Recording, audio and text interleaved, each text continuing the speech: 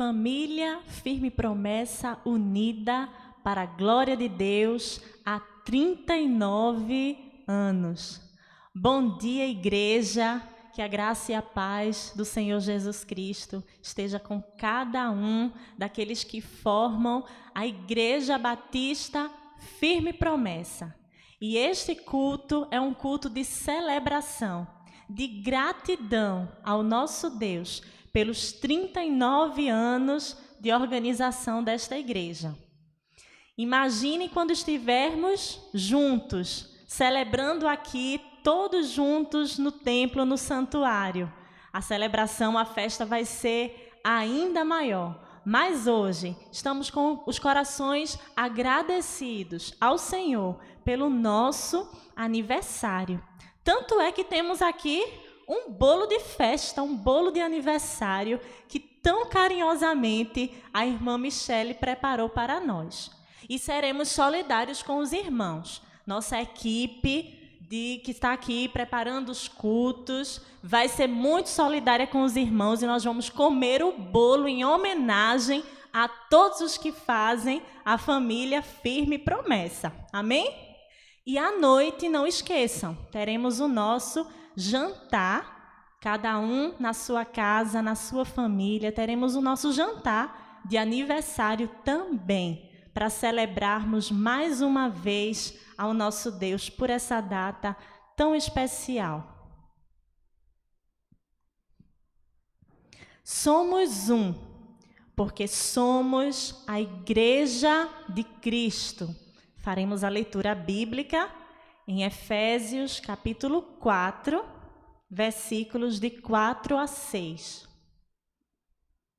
E a palavra de Deus nos diz: há um só corpo e um só Espírito, como também fostes chamados em uma só esperança da vossa vocação.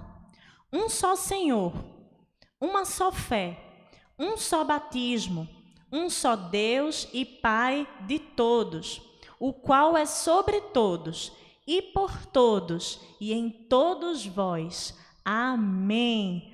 Louvado seja o nosso Deus. Vamos orar? Vamos fazer agora uma oração de louvor, de gratidão ao Senhor. Senhor Deus, querido Pai, nós queremos te dar graças neste dia, por tua presença em nossas vidas, pela salvação que recebemos em Cristo Jesus, pelo teu amor infinito por nós, por tua graça, por tua misericórdia, pelo teu plano perfeito, plano de salvação, de redenção das nossas vidas. Muito obrigada, Senhor, porque nós somos parte do teu povo, porque nós somos parte do corpo de Cristo, porque somos a tua igreja. Obrigada, meu Deus, por tão grande privilégio sermos a tua igreja, Senhor. Muito obrigada em especial pela Igreja Batista Firme Promessa, que há 39 anos tem procurado viver para a glória do teu nome, Pai. Continua, Senhor, abençoando esta igreja, este povo. Senhor, nós te suplicamos que haja em nós um avivamento real, Senhor, que haja em nós uma aproximação cada vez maior de Ti, Senhor. Senhor, que o Teu povo possa, a cada dia, ter um coração contrito, um coração arrependido, Senhor, um coração disponível, Senhor, a ouvir a Tua voz, Pai. Que possamos viver, sim, Senhor, em unidade, que possamos, Senhor, viver em um só pensamento, em uma só atitude. Nos ajuda, meu Deus, a vivermos, sim, em comunhão para a glória do Teu nome, Pai. E que outros anos de vida o Senhor possa conceder a essa igreja, proclamando, divulgando e vivendo o Teu Evangelho, Senhor. É o que nós te suplicamos, em nome de Jesus. Amém. Bom, meus irmãos, agora nós vamos recitar o nosso tema. Durante o mês de maio, mês da família, o nosso tema foi Famílias Unidas para a Glória de Deus. Então, hoje a gente vai fazer uma junção entre esse tema da família e o nosso tema oficial. de um modo que fique assim, ó. Família, firme promessa unida para a glória de Deus. Vamos juntos? Família, firme promessa unida para a glória de Deus. E a nossa divisa se encontra em 1 Coríntios 10, 31. Portanto, quer comais, quer bebais, ou façais outra qualquer coisa, fazei tudo para a glória de Deus. Amém. E agora nós teremos um momento muito especial, um momento singelo, quando vocês vão assistir a um vídeo intitulado Somos Um. E esse vídeo foi produzido pelos irmãos da nossa igreja. Então, vamos lá assistir ao vídeo Somos Um.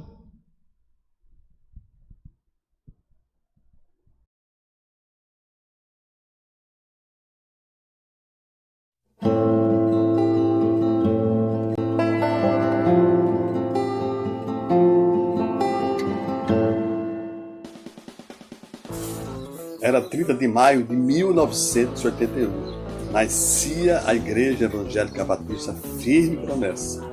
Não como ponto de pregação ou lugar de prestação de serviços espirituais, mas como parte de um povo, o povo da nova aliança, comprado pelo sangue de Jesus. Povo de Deus. Somos um ao pé da mesma cruz. Somos um olhando para Jesus. Somos um nas aflições. Somos um nas provações. Somos um nos risos e nas celebrações. Somos um ao longo de gerações. Somos um formando a mesma luz. Somos um no amor que nos uniu. Somos um em quem nos redimiu. Meu irmão, minha irmã, se tu chorares, ao teu lado eu quero estar. De Jesus, quem nos separará? Eu te amo, meu irmão. E de todo o coração digo isso com as minhas mãos. Somos um no nome de Jesus. Somos um no sangue lá da cruz. Somos um no Espírito que nos consola. Somos um no poder que transforma. E nos faz testemunhar e firme nas promessas sempre andar. Parabéns, família Batista, firme promessa, os seus 39 anos de vida para a glória de Deus. Que o Senhor continue abençoando e edificando até a sua volta gloriosa. Amém. E graças a Deus. Firme promessa, unida para a glória de Deus.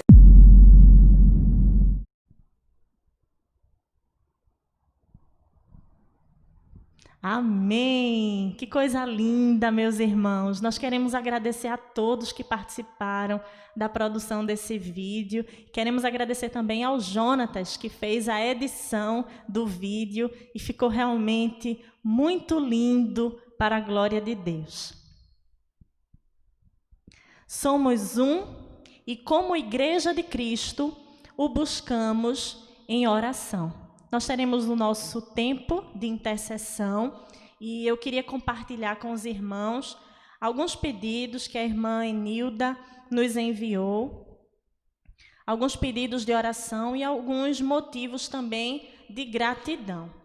Nós queremos agradecer a Deus pela vida da capelã Andriana, que está de alta, se recuperando em casa. Louvado seja Deus por isso. Também queremos agradecer a Deus pela vida do pastor Gleibson, da igreja comunitária. Ele está bem melhor de saúde também, está se recuperando, apesar de ainda estar no hospital, mas está se recuperando bem, graças a Deus. Vamos agradecer pela melhora de Roberta, A mamãe, por quem nós oramos aqui algumas vezes, né? Que também está com a Covid-19, mas acordou, está reagindo bem ao tratamento e louvamos a Deus por isso. Vamos agradecer por termos o nosso Deus nos fortalecendo, nos consolando, nos carregando em seus braços, em todos os momentos, inclusive nas horas mais difíceis. Vamos agradecer ao Senhor pelos pastores que têm alimentado o rebanho através das mensagens online, de ligações telefônicas e de outras formas. Vamos agradecer também por nossa família de sangue e pela família espiritual. E agora alguns pedidos de oração. Vamos orar pela irmã Silvânia. Ela está com síndrome do pânico e nós pedimos também que os irmãos, se possível, entrem em contato com ela, mandem uma mensagem, façam uma ligação para dar uma palavra de apoio, de incentivo.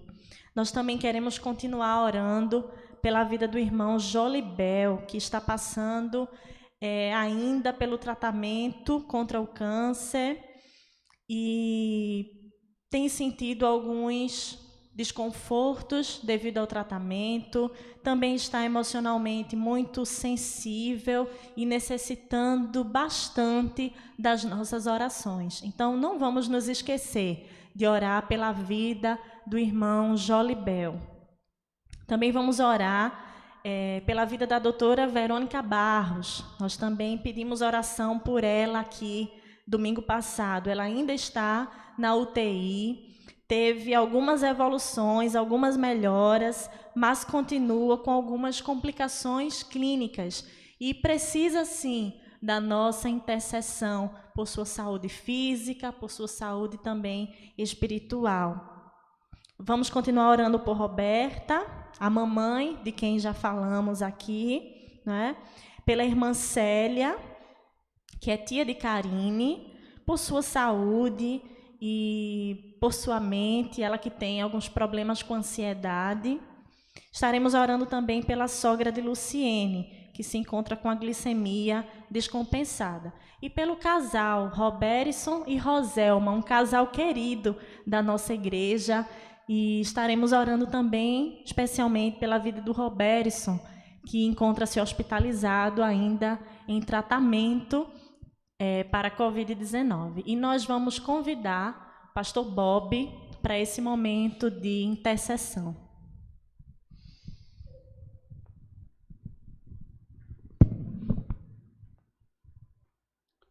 Nós louvamos, Senhor, e bendizemos o teu nome. Mais uma vez queremos pedir que tu interceda, Pai, sobre essas vidas que hoje estão passando por situações de saúde, dificuldades. E também grato pelas recuperações que nós ouvimos aqui. Tu sabes todos eles, as questões pessoais, tu sabes exatamente o que acontece. Nós temos a irmã Silvana, que ela tem problemas e muitas vezes ficar nessa situação, por isso levanta ela desse estado que ela está. Agradecemos também pela vida do Jolibel. Tivemos hoje o privilégio de encontrá-lo na rua e perceber que ele continua ainda lutando, a sua enfermidade ainda persegue, mas ele está lutando e nós queremos te pedir pela intervenção mais ainda na vida dele, para que ele possa confiar mais e mais em ti, Pai. Também eu te peço pela vida do Roberto, tu sabes exatamente como tratá-lo, tu sabes quantos nós gostaríamos que tu curasse ele para a tua honra e tua glória. E os demais irmãos, Pai, que nós ouvimos aqui seus pedidos, e aqueles que puderam se libertar dessa situação, dessa pandemia. E eu quero te pedir também, Pai, por aqueles que hoje estão em hospitais, te pedir que tu ajude cada um, não só aqueles que estão acamados, mas aqueles que estão cuidando, todos que trabalham na área de saúde, protege e livra-nos, Pai, dessa situação. O teu tempo, sei disso, Pai, porque tu és o que controla tudo isso, soberano, mas nós estamos te pedindo pela tua graça e pela tua misericórdia. Esse tempo vai passar, nós sabemos disso, mas Ajuda-nos a conhecê-lo e a saber que esse tempo é teu tempo. Mas queríamos, Pai, que tu pudesse abreviar esse tempo. Há muito sofrimento. E ajuda a tua igreja a saber como se comportar após esse tempo. Pai. Em nome de Jesus que eu te peço e agradeço. Amém.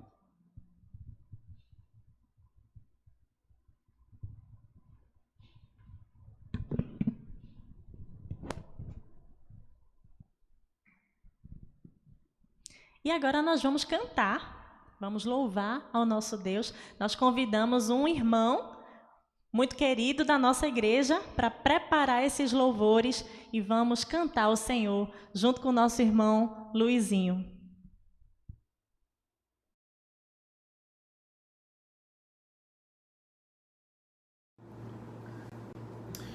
Que alegria poder de alguma maneira contribuir para esse culto.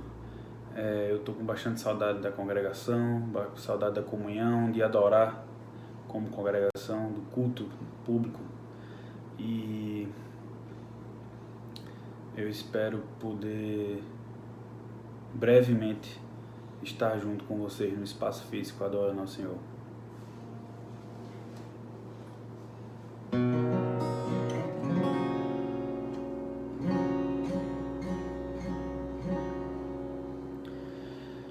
Em espírito, em verdade, te adoramos, te adoramos. Em espírito, em verdade, te adoramos, te adoramos. Rei dos reis e Senhor, te entregamos nosso viver. Rei dos reis e Senhor, te entregamos nosso viver. Te adorar, ó Rei dos reis, foi que eu nasci, ó Rei Jesus. Meu prazer é te louvar, meu prazer é estar nos atos do Senhor, meu prazer é viver de Deus, onde flui o amor.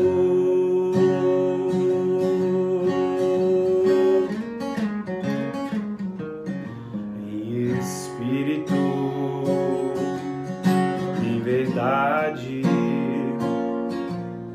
te adoramos, te adoramos. Em espírito, em verdade, te adoramos, te adoramos. Rei dos reis e Senhor, te entregamos nosso viver. Rei dos reis e Senhor, te entregamos nosso viver pra te adorar, ó Rei dos reis. Foi que eu nasci, ó Rei Jesus. Meu prazer é te louvar, meu prazer é estar nos atos do Senhor, meu prazer é viver na casa de Deus, onde flui o amor.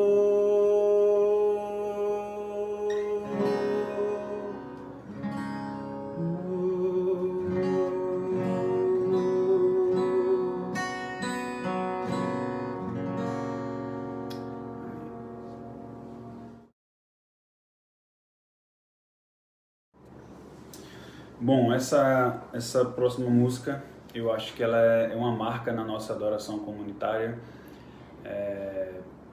A gente entoa ela em alguns momentos difíceis, em alguns momentos de comemoração, e eu acho que é o que a gente precisa agora, confiar e entregar tudo a Cristo, em teus braços.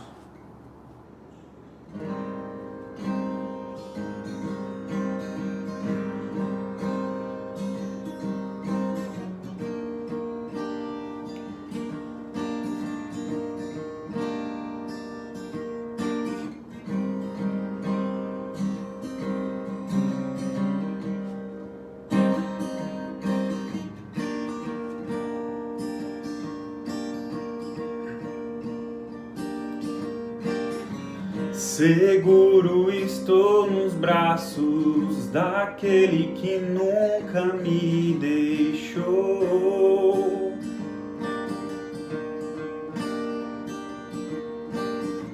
Seu amor perfeito sempre esteve repousado em mim.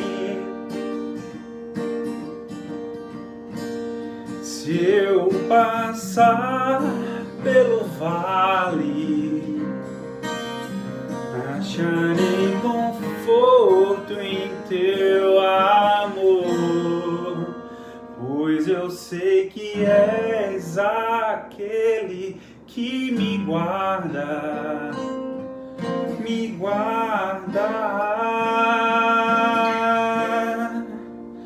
Em teus braços é o meu descanso. Em teus braços é o meu descanso, ó Deus.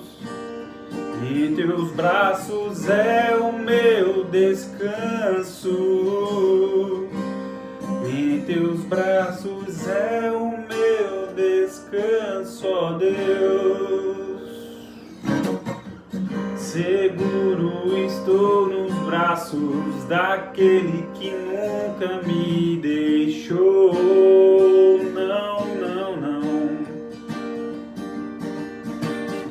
Seu amor perfeito sempre esteve repousado em mim. Se eu passar pelo vale, acharei conforto em teu amor, pois eu sei que és aquele que me guarda, me guarda. Em teus braços é o meu descanso. Em teus braços é o meu descanso, ó Deus. Em teus braços é o meu descanso. Em teus braços é o meu descanso, ó Deus. Em teus braços é o meu descanso. Em teus braços é o meu descanso, ó Deus. Em teus braços é o meu descanso.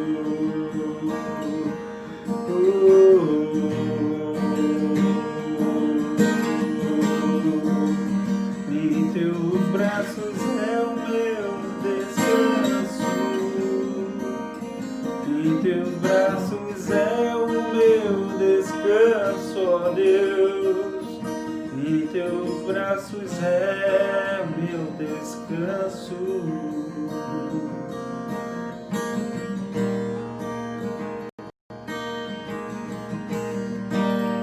Em teus braços é o meu descanso.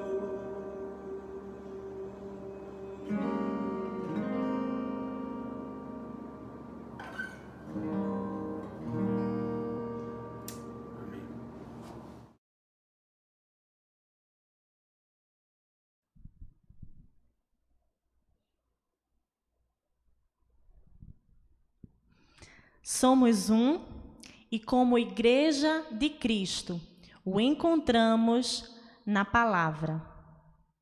Agora, meus irmãos, nós teremos o momento da reflexão bíblica com o pastor Bob. Que Deus nos abençoe neste momento.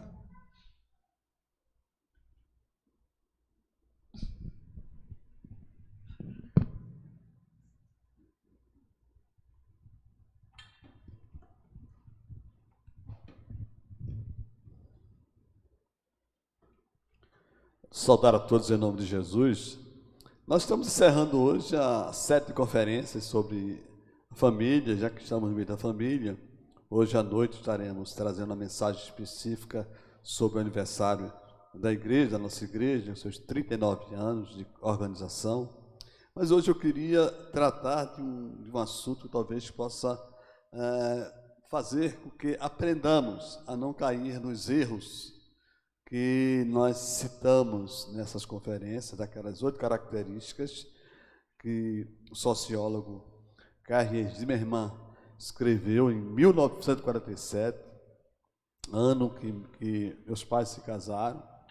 Então, imagine quanto tempo atrás ele escreveu, e isso hoje está acontecendo de uma forma muito banal. As pessoas não estão mais pensando na família como deveria. Mas eu queria hoje contar uma história que muita gente conhece e que me leva a entender como é que nós podemos perceber que a família que nós vamos formar, ou talvez a família que formamos e tem vivendo essas crises, não sabe como fazer, no livro de Ruth. É um livro que tem um romance, não é um romance o livro de Ruth, mas o livro de Ruth tem um romance. Só que esse romance é extremamente divino. É um romance teologicamente correto, sem ter nenhuma expectativa ou perspectiva de quem é que seja os personagens aqui, até chegar o momento de Deus estabelecer o caminho. Essa história é uma história muito conhecida, nós vamos relatar a história para chegarmos num ponto onde podemos entender bem. Essa história acontece num período semelhante ao nosso período. Um período chamado período dos reis, e que no último verso do capítulo 21 de Juízes, o último verso do último capítulo de Juízes, diz assim: nessa época do Juízes, não havia rei em Israel, cada um fazia o que lhe parecia certo. Então, é esse contexto aqui que nós estamos falando, que assemelha-se a vários contextos nas épocas, até chegar hoje, e hoje mais do que nunca, pela tecnologia, pela forma, hoje as pessoas, nós estamos fazendo, grande maioria, fazendo tudo aquilo que achamos que é certo, a partir de um padrão, que é o nosso coração, que é o que eu penso, o que é certo, aquilo que faz tudo para eu não sair da zona de conforto. Então, esse é o período. As pessoas estavam fazendo tudo como achavam que deveria acontecer. Como nós entendemos que Deus controla absolutamente tudo, porque Ele é o Senhor absoluto. Então, nesse período aqui de Juízes, a Bíblia diz que houve fome na terra. Nós entendemos que essa fome foi provocada por Deus, porque Deus tem seus propósitos. Agora não sabemos. Agora não sabemos qual é o propósito dessa pandemia. Nós não sabemos agora. Não temos respostas que podemos dizer, olha, é por causa disso. Não, nós podemos cogitar, podemos pensar em como Deus, porque Deus está agindo dessa forma. Mais tarde nós iremos entender bem, porque Deus não faz nada sem ter uma resposta, e essa resposta tem um objetivo da glória dele. Nós podemos ver alguns personagens da Bíblia que tiveram situações que difícil de entender por que Deus permitiu que aquilo acontecesse. Nós vemos a história de Jó, um homem que o próprio Deus disse que era um homem íntegro, um homem consagrado a ele, e Deus permitiu que Satanás mexesse nas pessoas que estavam perto dos seus filhos, na sua propriedade, também na sua vida física. Mas é porque havia um propósito disso tudo. E ele foi acusado pelos seus amigos, Mas o propósito disso era para que Jó pudesse conhecer melhor a Deus. Então é isso que nós precisamos compreender. Nós estamos falando tudo isso, chegamos até aqui, para que nós possamos aprender mais sobre Deus. Então, Deus provoca essa fome porque Ele tem propósito, Ele tem objetivos claros. E os objetivos são tão claros que, mesmo que naquela época, aquela situação toda, fica difícil de interpretar, mas quando a gente vê um grande quadro, eu tenho aprendido que Deus, Ele é um grande pintor e que esse quadro já está pronto, Ele já fez esse quadro. Mas só que quando a gente entrega a vida a Jesus, Ele nos coloca o quadro bem perto da nossa vista, e que nós podemos ver, mas aquilo que está perto. O que está de lado, nós podemos saber que tem alguma coisa de lado, mas está embaçado. Mas à medida que eu vou conhecendo a Deus, Ele vai me afastando do quadro, e eu vou conseguir ver melhor que não é somente aquilo, há outras coisas. Eu vou conhecendo melhor. E Deus tem o maior prazer de fazer com que eu me afaste do quadro. Mas eu só posso me afastar do quadro segundo a vontade dele, porque não é simplesmente afastar do quadro. Eu posso querer ver tudo o que está acontecendo e não compreender absolutamente nada. Então é melhor esperar que Deus nos afaste desse quadro, que Deus faça. Nós podemos ter reações durante esse período, como nós vamos ver as reações que tiveram Noemi, com referência à situação que ela entendera que Deus havia colocado. Então, por ter essa fome, o marido dela tem uma ideia de sair desse lugar e ir para outro lugar. Olha, o marido dela era alguém que deveria consultar o Senhor primeiro, porque ele era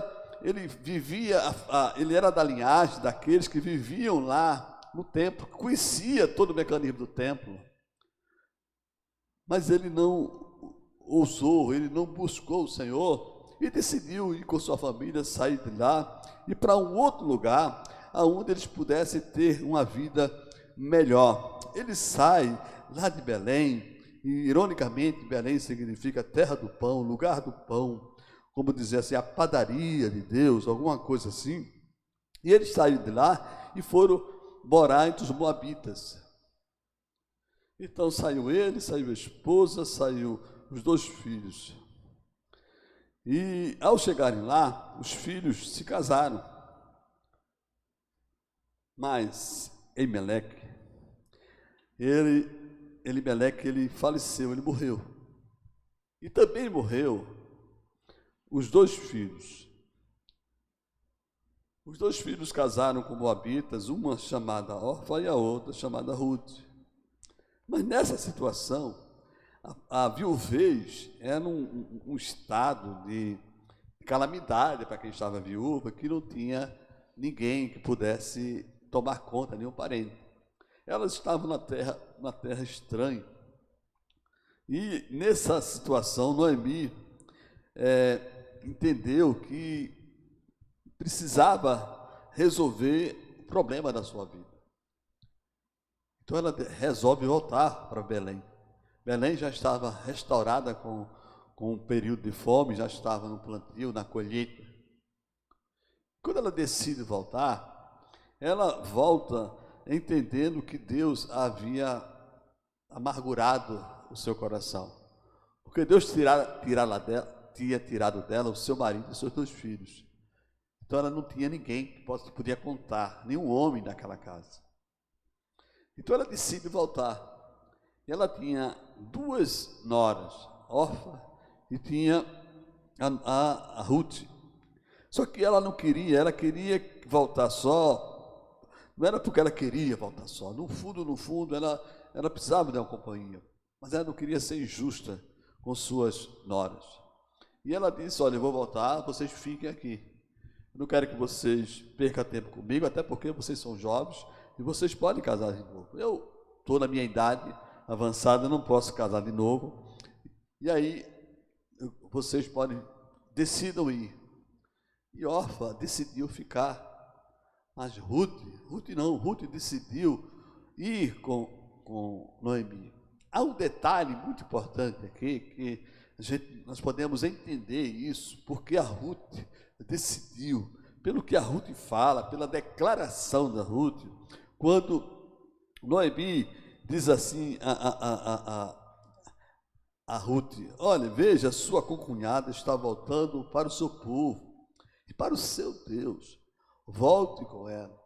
Olha que ela está dizendo assim, Orfa não combina, e vocês não combinam, porque o Deus de vocês é diferente do meu Deus. Então ela está voltando, ela tem todo o direito, e eu não posso impedi-la, não quero impedi-la, mas ela está voltando para o seu povo e seu Deus. Mas a Ruth responde, e aí essa é uma coisa que nós precisávamos compreender, como é que se fundamenta uma vida, e essa vida fundamentada nisso, como é que ela segue. A Ruth entendeu que Noemi havia vivido, falado sobre o Deus Todo-Poderoso, colocou no seu coração o desejo de conhecer, de saber quem é esse Deus. E ela responde dizendo assim: não insista comigo, que te deixe e que não mais te acompanhe. Aonde fores irei, onde ficares ficarei. O teu povo será o meu povo, teu Deus será o meu Deus. Onde morreres, morrerei, e ali serei sepultada. Que o Senhor me castigue com todo rigor de outra coisa, que não a morte me separar de ti. Interessante. Essa é uma declaração que poderia ser uma declaração de todo casal. Todo casal, se entendesse essa proposta aqui, de que o centro dessa conversa não é a minha vantagem, não é eu ser feliz. O centro dessa conversa é uma dependência em Deus. O centro dessa conversa, a gente pode perceber que a conversa que Noemi teve com Ruth sobre Deus, a vida que Noemi, a relação que Noemi teve com Deus, impactou o coração da Ruth, ao ponto da Ruth dizer assim: o teu povo será o meu povo, e o teu Deus será o meu Deus.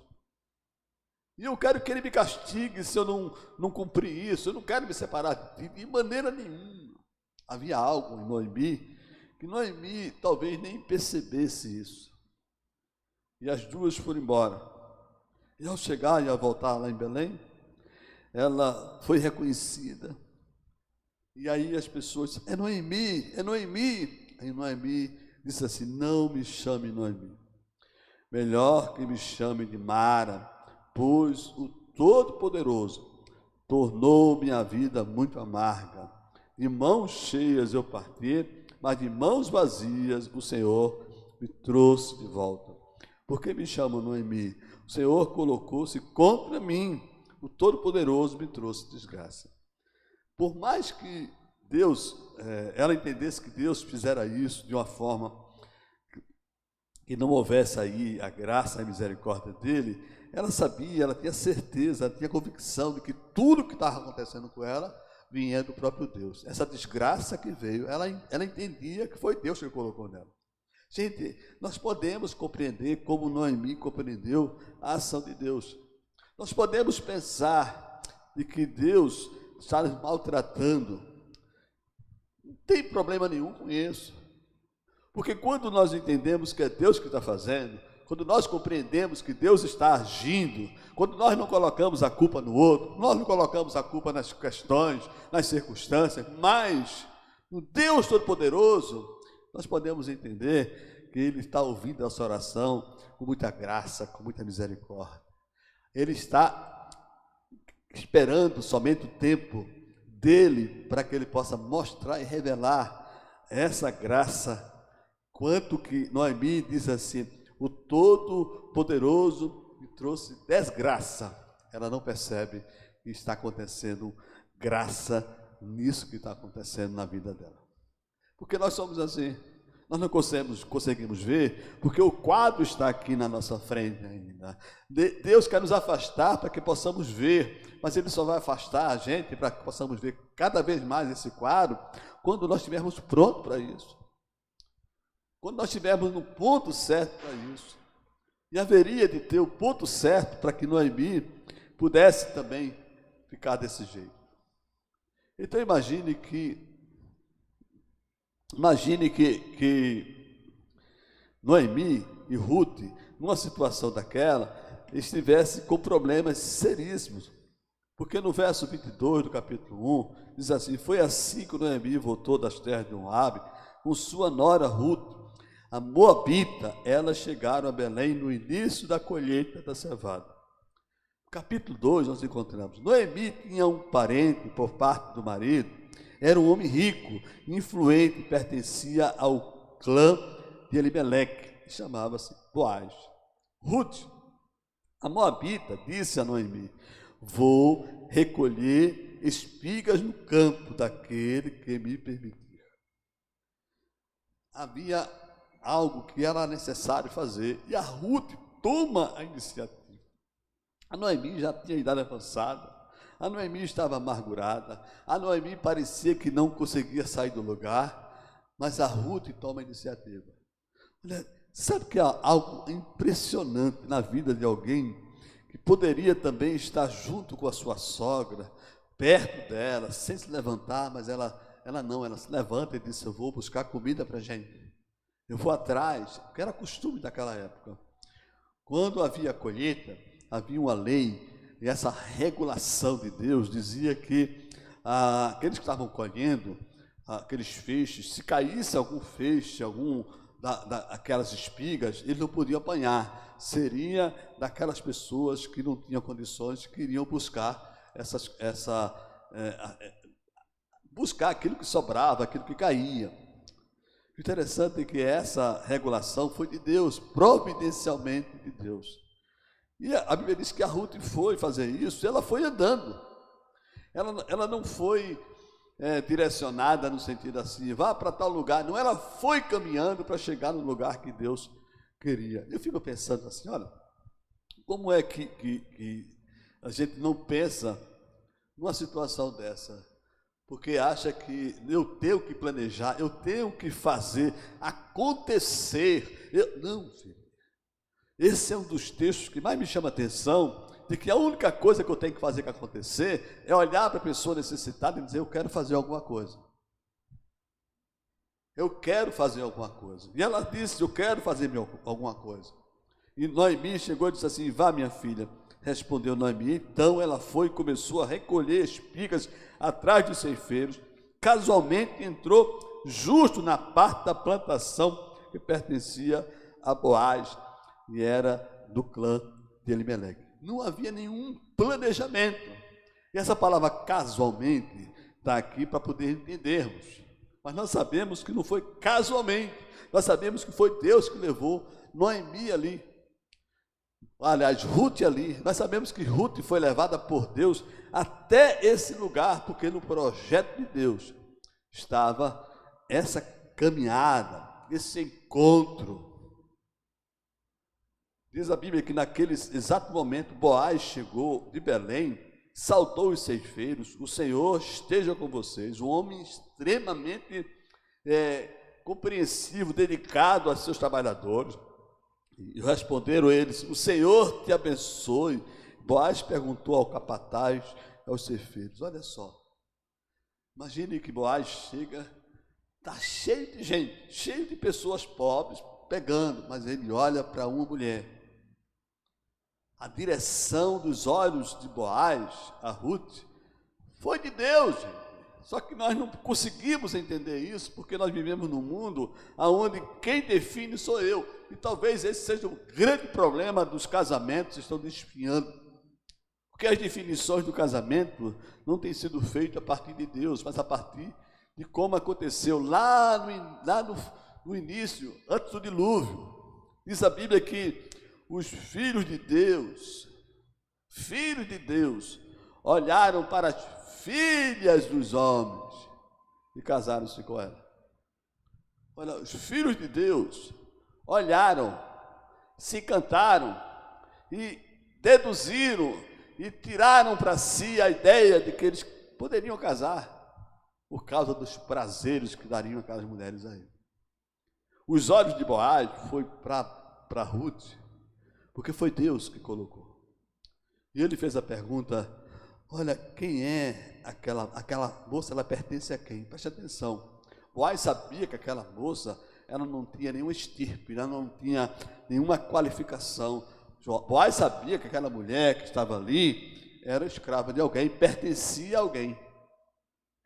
Olha, até isso faz com que nós possamos pensar, como é que um homem rico como Boaz, um homem que tinha um nome naquela Azelá, olhou para uma mulher de uma forma diferente, de uma forma não do desejo de possuí-la, mas de algo que ele queria ajudá-la, e diz assim, essa mulher pertence a quem? Quantas pessoas não aproveitariam aquela situação, porque provavelmente a Ruth seria muito bonita, e pegaria essa mulher e usaria ela. Isso acontece quando nossa vida não tem nada a ver com o Senhor. E me parece que Boaz tinha uma temência extraordinária a Deus, porque ele obedeceu à lei do Senhor. E ele pergunta, e aqueles homens respondem, é uma moabita que voltou de Moabe com Noemi. Ela me pediu que a deixasse recolher e juntar espigas entre os feixes após os ceifeiros. Ela chegou cedo e está em pé até agora, só sentou-se um pouco no abrigo. A dedicação dessa mulher, pela preocupação com a sua sogra. Então disse Boaz a Ruth, ouça bem, minha filha, não vá recolher noutra lavoura, nem se afaste daqui, fique com minhas servas, preste atenção onde os homens estão ceifando e vá atrás das moças que vão colher. Darei ordem aos rapazes para que não toquem em você. Quando tiver sede, beba da água dos potes que os rapazes encheram. Ela se inclina e se prostra com o rosto em terra e fala, porque achei favor a seus olhos ao ponto de o Senhor se importar comigo, uma estrangeira. E Boaz responde, contaram-me tudo que você tem feito por sua sogra. Depois que você perdeu seu marido, como deixou seu pai, sua mãe, sua terra natal, para viver com um povo que você não conhecia bem. O Senhor lhe retribua o que você tem feito, que seja ricamente recompensada pelo Senhor, o Deus de Israel, sob cujas asas você veio buscar refúgio. E disse ela, continue eu a ser bem acolhida, meu Senhor. O Senhor me deu ânimo e encorajou sua serva, e eu sequer sou uma das suas servas. Aqui houve uma troca fantástica, que é aquilo que favorece uma relação. Uma troca de confiança e segurança. Algo que a Ruth precisava obter para poder responder dessa forma. A Ruth olhou para aquele homem e viu que aquele homem lhe dava segurança. E Boaz olhou para aquela mulher e viu que aquela mulher lhe dava confiança. São atributos que favorecem uma união. Mas isso acontece porque Deus é que criou toda essa estratégia. Tudo isso. Quando Ruth chega em casa, Ruth conta tudo à sua sogra. E a sua sogra, aí sim, aí ela faz um planejamento, porque ela reconhece e percebe que Boaz era um resgatador, é aquele que podia resgatar a dignidade da família, que a lei regulada por Deus dizia que se o irmão morresse, o parente morresse, não ficasse, então o parente mais próximo poderia resgatar a viúva, e aí poder viver normalmente. Aquela mulher que era viúva, ela poderia viver naquela casa com tudo aquilo que havia necessidade para ela. Quando a Noemi entendeu isso, ela fez um planejamento, mas com uma certeza absoluta de algo que iria acontecer. Essa é uma palavra que é muito mal interpretada por muita gente, mas é algo extremamente fantástico. O capítulo 3 diz assim no verso 1: certo dia, Noemi, sua sogra, lhe disse: minha filha, tenho que procurar um lar seguro para a sua felicidade. O interessante é que essa palavra felicidade, ela tem um entendimento equivocado, porque nós achamos que tem a ver com felicidade como nós imaginamos. Mas essa palavra é a palavra descanso. E você tem uma relação de que esse descanso tem a ver com Deus. E ele está dizendo assim: a segurança, sua segurança, eu vou dar a você a segurança, porque você vai descansar, vai ter um lugar de descanso na sua vida. Toda segurança nossa depende disso. Quanto mais eu estiver descansado no Senhor, confiando no Senhor, mais feliz serei. O Salmo 128 diz que aquele homem que teme e anda nos caminhos do Senhor, ele será feliz. E temer ao Senhor é saber descansar nele, saber confiar nele. E todo o processo começa a ser feito. Mas quando aquilo que Noemi falou para sua nora para ela fazer, e dizer: olha, faça isso, quando chegar lá você se deite nessa posição. Imagine um homem apaixonado, mas um homem temente a Deus. Um homem que, quando percebe que aquele processo que a Noemi fez, um processo que era legal naquela época, para que a Ruth pudesse dizer assim: eu sou sua serva, eu estou aqui à tua disposição. E aquele homem poderia dizer assim: então pronto, venha para cá, eu quero me deitar com você, eu quero me aproveitar com você. Não. Aquele homem sabia que teria um direito a ela, mas antes dele havia uma outra pessoa que teria, em primeiro lugar, o direito de possuir a Ruth, de casar com a Ruth. E aquele homem chegou para Ruth e disse: filha, como se ele estivesse dizendo assim na linguagem: filha, eu estou apaixonado por você, mas como você adora o mesmo Deus que eu adoro, eu não posso infringir a regulação de Deus. Deus definiu que o parente mais próximo seria o resgatador. Eu não sou mais próximo porque há o mais próximo que eu. O que eu vou fazer é conversar com ele. Eu vou dizer para ele, e vou comunicar isso, porque talvez ele não esteja nem sabendo dessa situação. E que ele, por regulação de Deus, talvez ele não queira nem saber, porque ele talvez não honre a Deus. E eu quero honrar a Deus, como você também, Ruth, quer honrar a Deus. Eu não quero fazer as coisas conforme meu desejo era me casar com você agora, meu desejo é ficar com você agora, mas eu não posso, porque Deus criou um regulamento. Esse regulamento diz isso, que é o parente mais próximo. Eu vou conversar com ele. Vocês imaginem que talvez Boaz chegou em casa, orou, botou o joelho no chão e disse: Deus, eu não sei por que tu colocaste no meu coração. Eu sinto um amor profundo por essa mulher, mas eu sei que eu não posso ir além, porque tu falas na tua palavra. Eu me lembro muito, quando eu penso nessa situação, do nosso Senhor Jesus Cristo, quando ele foi tentado, quando ele ficou numa situação de vulnerabilidade fantástica, extraordinária, fome e sede, 40 dias e 40 noites, sem colocar uma gota d'água na boca, sem colocar um pedaço de pão.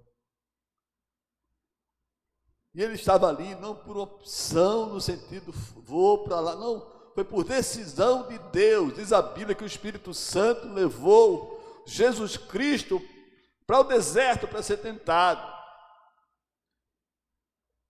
É difícil nós aceitarmos um negócio desse, porque nós temos a mentalidade muito terrena. Nós não conseguimos ver o quadro todo, porque a nossa mentalidade ainda é muito horizontal.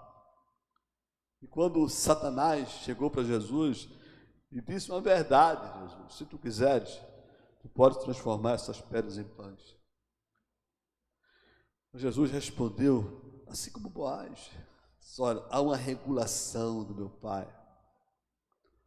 Meu pai não escreveu isso sobre o que eu faria. Meu pai apenas disse que nem só de pão viverá o homem, mas de toda a palavra que sai da boca dele. Era isso que Boaz estava falando para Ruth.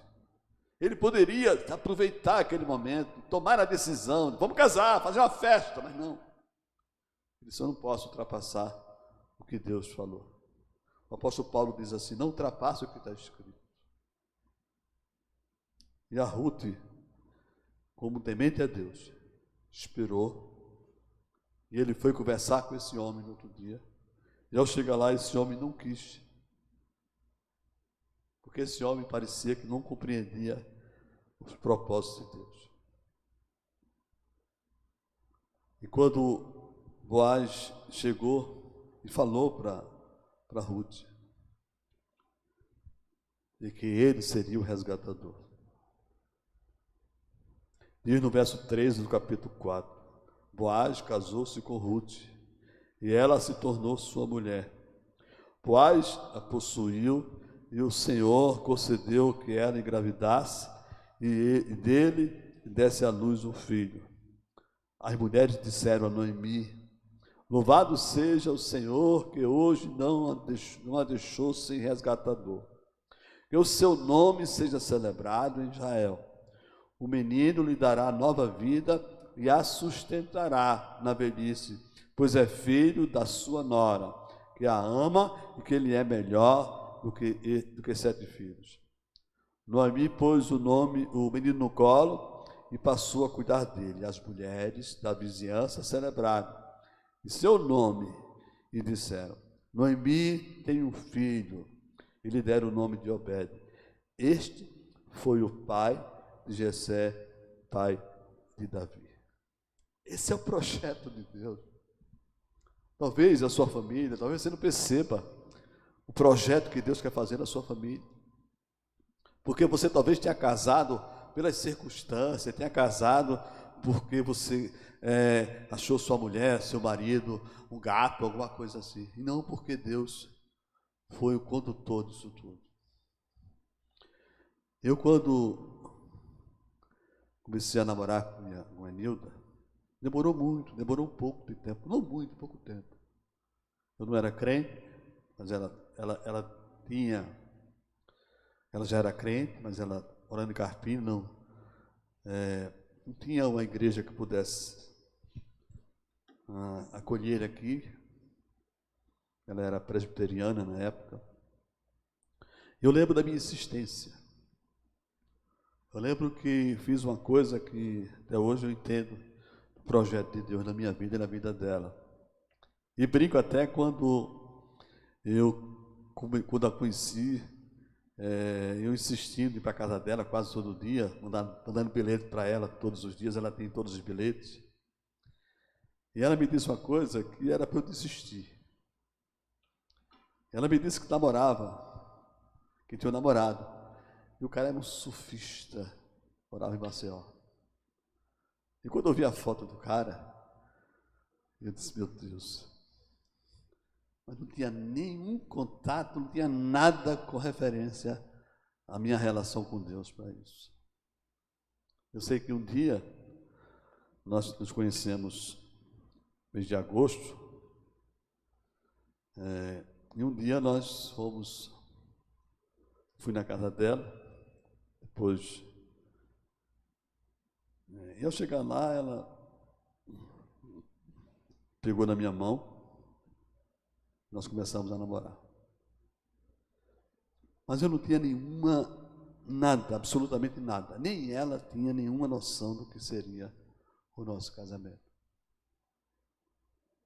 Nós chegamos a um ponto de noivar rapidamente, e ela chegou a um momento, depois de eu ter ido à igreja 2 vezes na minha vida, ela chegou a um momento que teve que definir não era definir entre Deus e mim, ela já havia definido o que Deus seria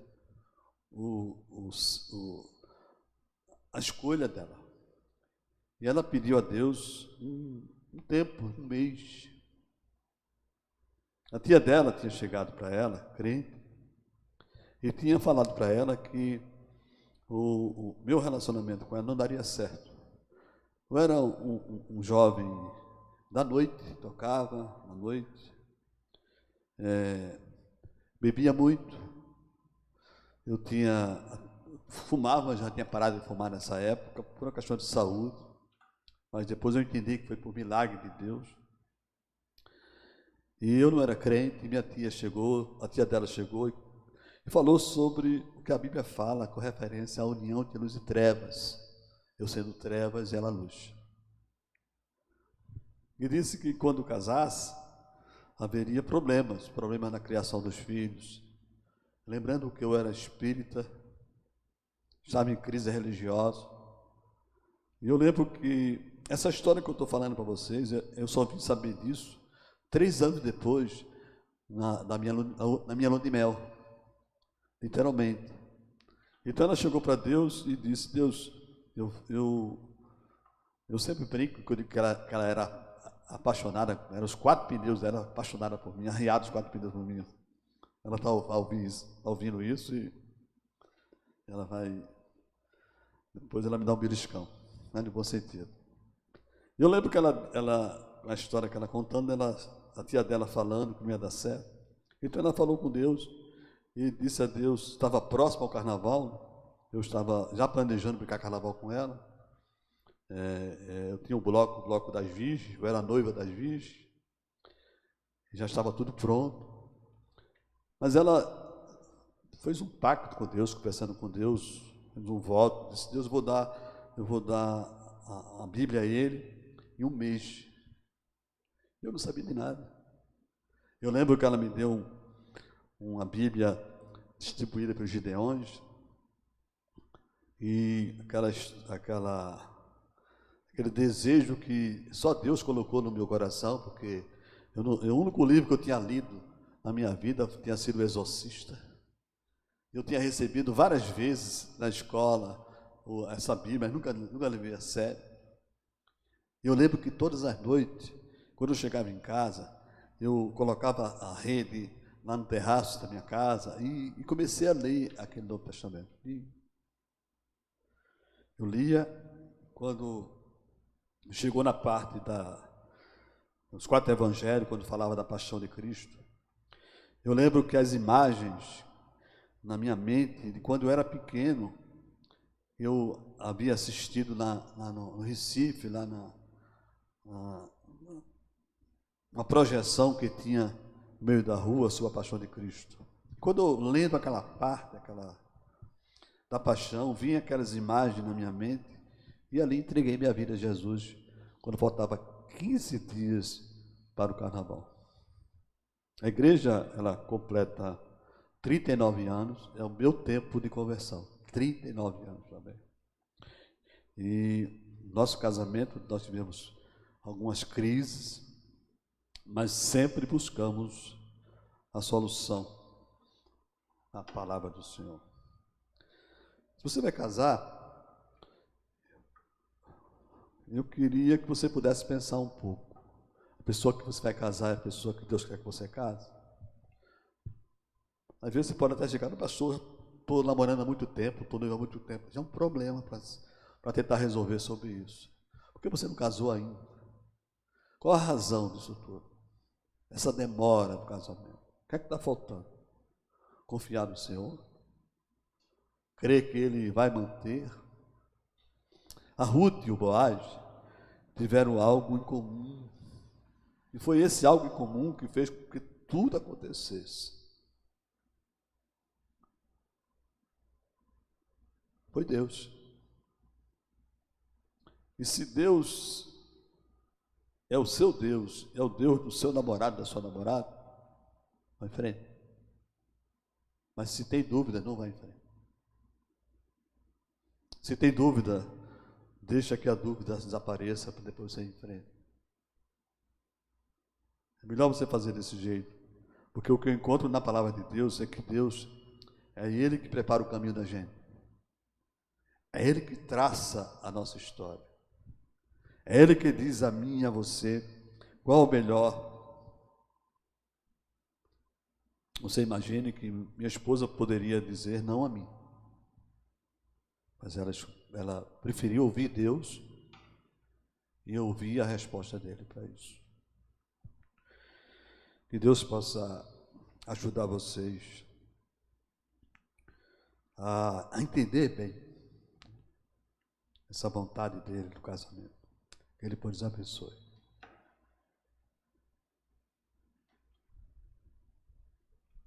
Amém, queridos. Nós estamos encerrando o culto desta manhã. À noite estaremos juntos, virtualmente, novamente, para adorarmos e celebrarmos ao nosso Deus. E vamos cantar, encerrando esse momento, o hino do HCC Graças Dou. É um hino de gratidão. Vamos fazer dele agora, então, a nossa oração final, agradecendo ao Senhor.